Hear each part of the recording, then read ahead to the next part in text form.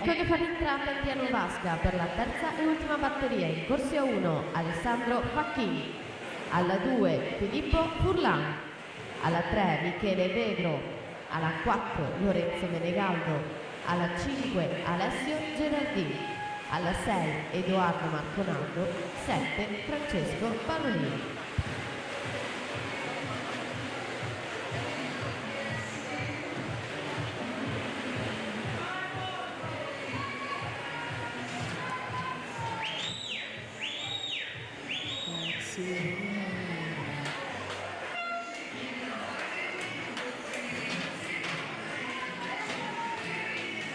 Riccardo Cervi in quinta corsia in Sport Rani Rosse,